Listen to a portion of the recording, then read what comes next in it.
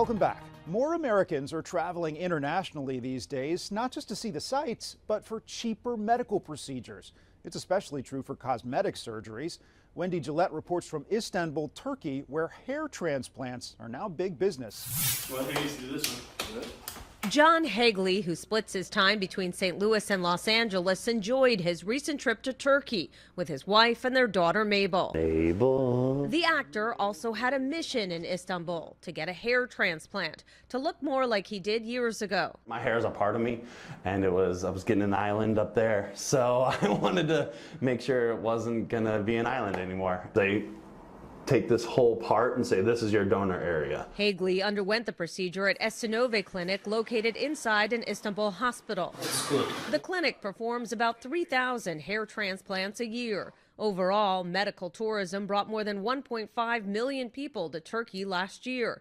50% of them received hair transplants. It's so common to see patients on Turkish Airlines, there's a well-known joke in the country. It's called as Turkish Airlines. A hair transplant costs $3,500 here at the clinic. That compares to $12,000 to $15,000 in the U.S. The price also includes transportation while in Istanbul and a 5-star hotel.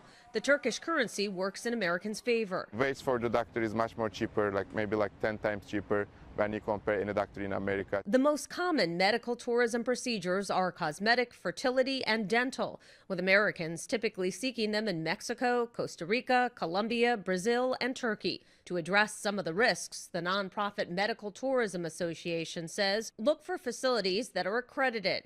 Make sure you're comfortable with a doctor. Try to speak with former patients and comparison shop. A lot of the really good providers will include that you're staying there for a certain amount of time in the country, and that it is going to include things that may happen because complications do happen during medical procedures. Hagley says he felt safe and his procedure went well. By a full year, I know that I'll have a full head of hair again. Making this a rejuvenating trip. Wendy Gillette, CBS News, Istanbul, Turkey. For people navigating the world in wheelchairs, rough terrain can be off limits. But when a former British soldier suffered a spinal injury, he teamed up with some world-class engineers to develop an off-road wheelchair capable of tackling even the hardest challenges. John McGuire, with our partners at the BBC, takes a look. If a walk in the park means things are easy, then a trip to the woods shouldn't be that hard either, should it?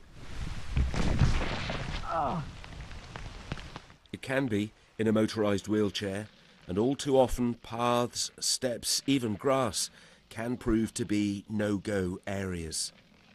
But in a workshop in Northamptonshire is a solution. This is Rock Climber. This is all about accessibility. Accessibility isn't just about getting into venues or things like that. You know, it can really impact mentally. You know, for me, it put me in a really, really dark place where I was having suicidal ideation and I was trapped indoors. And when I was adapting to being disabled, this project literally kept me alive. It's the brainchild of Nick Wilson, a former soldier who suffers permanent chronic back pain and uses an electric wheelchair.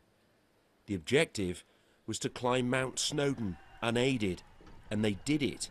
But Nick says this concept isn't about the extremes of mountain climbing, it's about the everyday.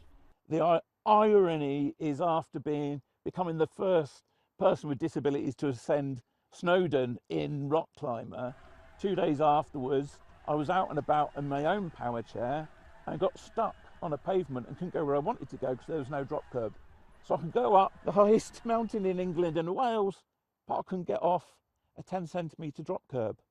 And that's just wrong. And just look at this. There's no trick photography here. Nick's able to tackle this steep hill across wet grass. This would be unimaginable in his normal chair. Nick teamed up with engineers with a Formula One racing pedigree, but also experience working at Land Rover. We've become quite passionate. Getting to know Nick over the last couple of years, we realised that he really struggles. Objective, really long term, is to take a lot of the technology and convert that into something that's more usable on a daily basis, and that's what we're working on at the moment. Every day, everywhere, everyone. The ambition is huge, But ingenuity and determination are bringing this chair, a world first they believe, to fruition. John Maguire, BBC News, Toaster. November is Alzheimer's Awareness Month. It's estimated more than 6 million Americans have dementia. Watching loved ones deal with the memory loss, disorientation, and sometimes combative behaviors of dementia can be heartbreaking for caregivers. Now a New York facility is offering memory care unit residents a unique way to create connections and experiences with their families. CBS News Chief Medical Correspondent Dr. Jon LaPook has more. Here we go. Judith Lasker always loved taking long car rides. What do you want me to do? Make a right. The 86-year-old, who suffers from dementia, is out for a spin with her daughter Jennifer. Look at this house. Ooh, Mom, there's nice water over here. This is the immersion room at Gerwin Jewish Nursing and Rehabilitation in Commack, New York. Designed by Besser Rooms, it uses state-of-the-art technology to immerse memory care unit patients and their families in experiences and activities through stimulating sights, sounds, even smells.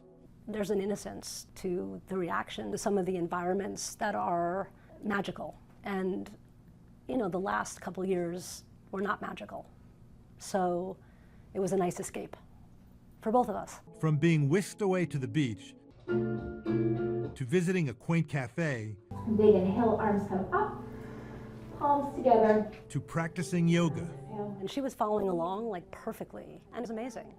Recreational therapist Kathleen Biggs says the goal is to reduce combative behaviors, anxiousness, and restlessness, provide enrichment, and increase quality of life. Even though they have memory loss, you still want to make the memories that they have meaningful. So we're providing these opportunities for families to have a whole new experience. It's bringing new memories to them.